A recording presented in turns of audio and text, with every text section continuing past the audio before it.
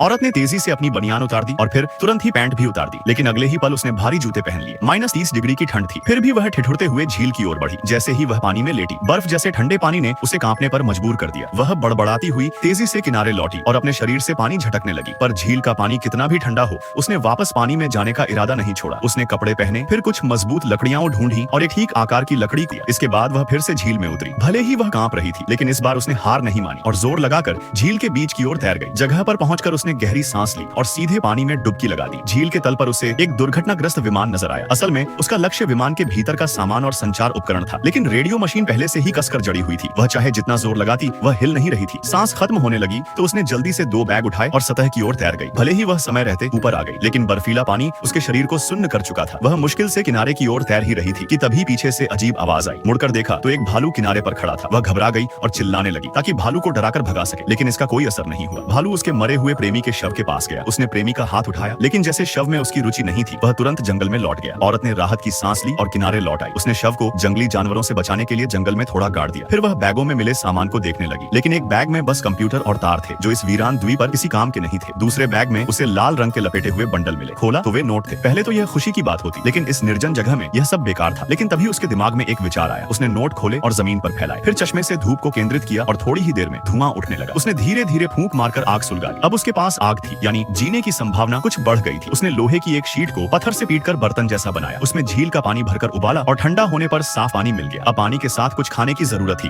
उसे जंगल में कुछ जंगली फल मिले, लेकिन जहरीले होने के डर से वह तुरंत नहीं खाई। उसने उन्हें रंग के आधार पर अलग अलग रख दिया। सबसे पहले उसने नीले फलों को छका, किंतु वे बेहद कड़वे निकले। उसने तुरंत थूक दिया। फिर उसने लाल फल छके, वे मीठे निकले। उसने जल्दी जल्दी बहुत सारे खा लिए, लेकिन वही घातक निकले। रात में उसे उल्टी दस्त होने लगे और वह बेहद कमजोर हो गई। तभी उसे भालू याद आया। अगली सुबह उसने भालू की बीट ढूंढी और उसमें से अधपचे फल निकाले। जो फल भालू खा सकता था, वे उसके लिए भी सुरक्षित हो सकते थे। उसने थोड़ी मात्रा में खाकर देखा, कोई दिक्कत नहीं हुई। फिर उसने उन फलों को बड़ी मात्रा में इकट्ठा कर लिया। अब पानी और खाना दोनों तैयार थे। अगली सुबह वह रास्ता ढूंढने निकली। उसने प्लास्टिक की पट्टियों से रास्ते पर निशान लगाए, लेकिन जल्द ही उसे अपने ही पैरों के निशान दिखे। उसने समझा कि वह गोल घूम रही थी। फिर वह झील किनारे लौटी और सुई धागे के सामान से एक साधारण कंपास बना लिया। कंपास के सहारे वह फिर जंगल में चली ही थी कि पीछे से आवाज आई। वह जान गई कि कोई जंगली जानवर है और दौड़ पड़ी। जल्दी में वह एक पेड़ पर चढ़ी, लेकिन शाखाएं टूट गईं। वह गिर पड़ी और घायल हो गई। उसकी टांग भी सुन्न हो गई। दर्द असहनीय था, लेकिन उसने उम्मीद नहीं छोड़ी। टहनी का सहारा लेकर वह चलने लगी। सामान खो चुका था, दिशा भी पता नहीं थी, फिर भी वह एक दिशा में चलते रही। काफी देर बाद उसे एक नदी दिखी। यह उसका आखिरी मौका था। उसने एक लकड़ी पकड़ी और नदी में कूद गई और बहाव के साथ बहने लगी। अगर वीडियो अच्छा लगा हो तो लाइक एंड सब्सक्राइब करें।